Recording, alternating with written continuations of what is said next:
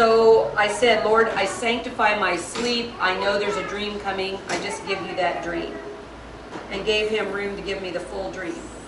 So Steve and I met with a few JKG members out in a huge grassy field. And this grass was very green, just beautifully green. And it was about knee high, and it was just lovely to walk through. It was just whispery soft, and you love, I was barefooted, my legs were bare because it just felt so good to be walking through it. So we're out there, and then one or two at a time, members of the old model church began to come to us. And first, there was a woman that I knew distinctly. Her name is Dawn, and she's significant, so I just want to say that Dawn came first. And then there was a couple came, and they invited us to go back to this old church model, or the building of it. So Steve and I did go with them. We knew what we were supposed to do. And once we got close, Dawn actually took me aside and showed me that they did now have a well. And it wasn't that they had to any longer just pull the bucket up. They actually had put an old-fashioned hand pump thing on the top of that. So they literally could at least hand pump the water coming to them these days. While we were there with them, okay, this is the part where it got really funky, and I had to ask the Lord how I understood this. I had to use the restroom, and I just really needed to go. And so I couldn't, it was weird because I get in there, and here are my bare feet again, but the floor is just an old cement floor, and it was put in way back when, before they even knew how to smooth the top. So it's really rough under my feet. The partitions had just been made with plywood, and all of this, the floor and the walls, the partitions around the individual stalls had been whitewashed. And so I'm looking at all that, and I'm standing there, and all of a sudden, like in dreams, I'm realizing I have no clothes on except my underpants. And this was the difficult part. The waistband was too small. I couldn't take them off, but I needed to go. And so there I was in this awkward place, and just crying out to the Lord, what do I do? Because I knew I needed rest, is the best way to put that. And at the same time, these men and women had no sense of privacy. I mean, men and women were coming into that bigger restroom area, so then that made me even more self-conscious. And I'm just crying out to God again and just saying, I'm self-conscious, and now I'm just miserable. What do I do? So, long story short, I really don't know how that was resolved. I just know that then I was finally coming out of that awkward place. And I was relieved, and but I knew not to mix with those people. And I just stayed along this left-hand side wall, and there was a countertop there, and as I kind of walked along that countertop, just trying to stay quiet and unobtrusive, again, Dawn walks up to me and acknowledges me being quiet and just kind of motions, and so the two of us go outside. And it was when I got outside in the midday sunlight that I saw the outside of this whole edifice, of this old structure. So I drew a picture, but I'll also describe it to you. It was very cathedral-like in the type of building, and it had many additions put onto it. So one was the original that would be just like a big old church that you would think of that, I don't know, was built somewhere in the history of the United States. And it actually had the white, overlapped, is that called lap siding? When you just, like what houses have, where it's boards just put. Yeah, so that's the way it was. It had the two original front doors that open, out.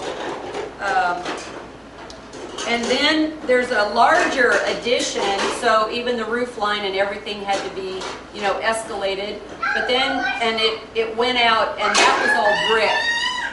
Big, huge thing. And then the third addition was just pure concrete. And it went high, and then there was more off to the side. But on the top of that, were 3 of those onion-shaped domes like you see in Russia. But they were just concrete, so they're just pure concrete in that ugly gray color. And those upper stories then were able to reach up into that second heaven area. Within the brick portion was a very large brass. It was a figure set within a plaque type thing. But you know those brass statues that we have down on the square and by the old library? It's that idea where it's kind of verdigreed through the years, but where people have touched it, then it's bright, shiny brass. So this plaque was like that, but it stretched almost all the way up that brick side. And it was a figure of Jupiter seated on his throne with the spear on one side and the scepter on the other side of him. And in his lap was a little boy that is completely surrounded by an armillary. And I'll explain that in a minute. But all those different circles of the armillary are around him. And those armillary circles were all brass rings, like a cage, I even put in, because that's the way I saw it. This little boy was completely stuck in that. And I was just horrified, and I understood the meaning of the statuary and the power of this great God that they worshiped. So then Steve and the others came back outside, and they're telling me that we're all going to go back to JKG to worship, and Steve's going to play the 4-string bass, the big tall bass, just like he used to do at Jubilee. Whether you did or not, I don't know. In the dream you did. When it first started, but I did pick up on the bass. You're playing the bass, okay? You're part of the foundation, again, of the new thing. And while that we all worshiped, so the other musicians from this old model were now going to round out the ensemble. So I recall that we now walked along a wire fence along the property, and this is just like what you see out along the farm ways of Iowa, those square, wire fences that have been stretched. And so that property was all along the lines of this old church model, but when we got to our area, it's unfenced land again. And we're just out in the middle of it, and Steve just sets up the worship team out there in the middle of this great big grassy field. And some sat on tall stools, and others just stood while they played. And someone, then, it was just like it came up out of, I can't say it came up out of the ground, but there was this big thing of a drive-in theater where it was just that big screen all of a sudden appeared. And there we were with this movie screen, and while the lyrics are playing along the bottom part of it, they were showing pictures, but the pictures were of the old cowboy movies of the guys in white hats and black hats. So, it was very antiquated in what their idea of what this should look like, but there we were. So again, I was appalled at the mixture that Steve was allowing and didn't even seem to notice it, and Steve just heartily worshiped, and so did all the others. And he was so pleased at the crowd, and Dawn and I could see what was really going on, and then I awoke. And that's where I say, it's not so personal as it is, are we going to allow anything of the old structure into the new, was the question that God was asking me. So if we can recognize it, man, the minute we recognize it, that it's of old, we need to be saying something and doing something of it, because it's attached to this structure that's, the worship of Jupiter it's the finishing of the Roman Empire is really what that's all about. But who is in the midst, and that is the Christ child, under what? These bands of all these days and times and seasons, where all of that is it is in the bondage of time and not eternity. He's got his tongue out for more than that. But it's in the bondage of time. So the more we get in the Spirit and bring the eternal, the freer we will all get from this old thing.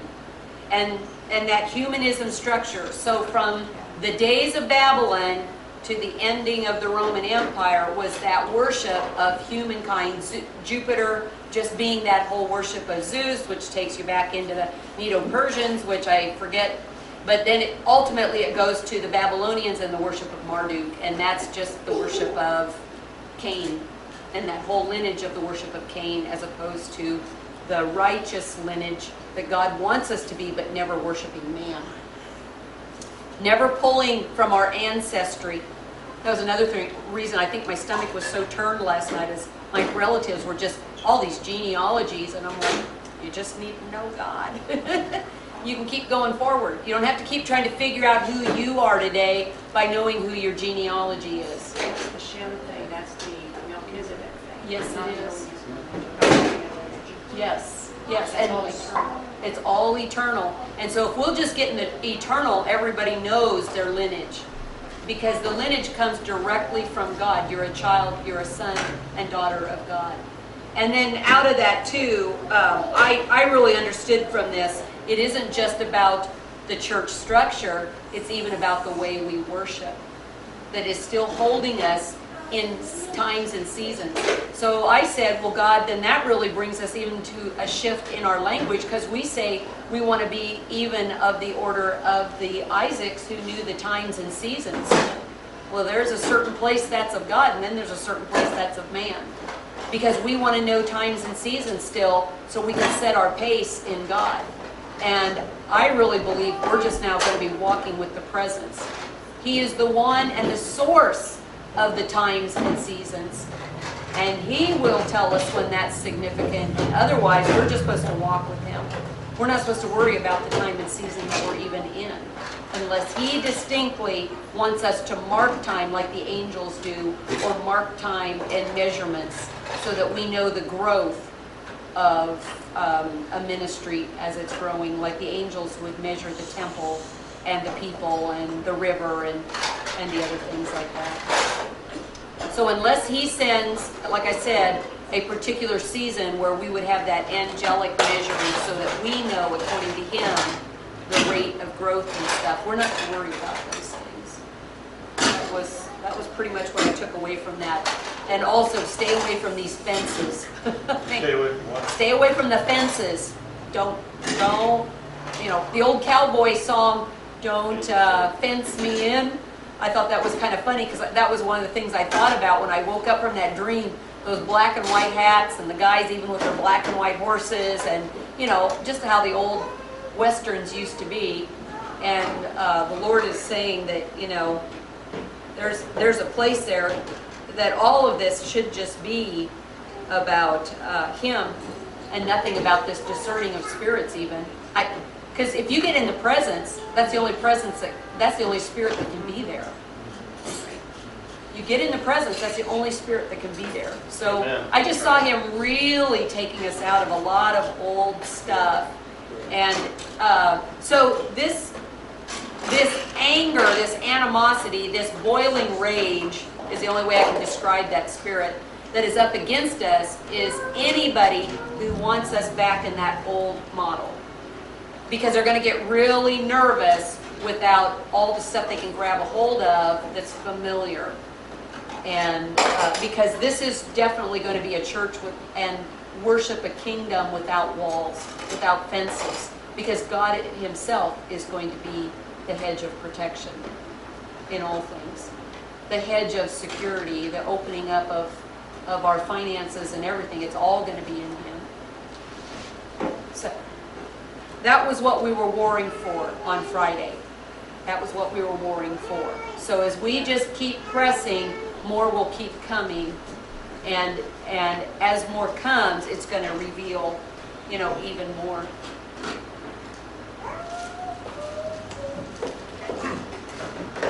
I just want to go over the part, just because that was the part that I could see a little bit into. And the one thing you were describing was the rough thing, the unfinished thing. Right.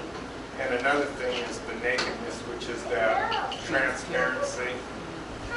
And so even in that rough place of being transparent, it's just like there's a frustration there and an awkwardness, even just finding those paths and how to make how do we bring this thing to fullness? How do we accomplish the things we're trying to do when these things all seem wrong? Yes. And I did forget to tell you that it was at that place that the pastor of this structure came in, the pastoral couple. They came in. And so that made it, even more awkward because now everybody is around them. They're with them. So how do I even get out of this individual stall? Because I can't even leave the whole room because of what attention it would draw as I tried to just get away. And so that was just really awkward too. So Dawn, how do you see her? Dawn to me was that thing of, I really recognized that she was a true person of the awakening. She's just, like what we find now in the old structure, we find one, maybe two people that really do truly want this new thing. And they do keep themselves separate. If you notice throughout the dream, she stayed separate with me. And so it was about having her, we needed in a sense to go into the old structure to find these people, but then we come back out and we bring them with us. But she was totally with us in this new thing all the way along. And so she was key even to help me get that visual because, we stood together. She took me to the place where I would just see that whole thing in its threefold dimension. And get the full perspective of it. She knew where the well was. She was at least excited that they could hand pump instead of having to pull the water out. But knowing we obviously water wasn't a problem for us, and I never saw a stream or anything. But I didn't feel like we had to even worry about that. We just had presence. It was all in the presence. We just had the big open space and the wonderful place to be in Him. Those large pastures again. And then everything that we needed would just be as we needed it. And so that's why, like I said, I knew that she was key in understanding that that's what we're bringing out, is those who are awakening in the dawn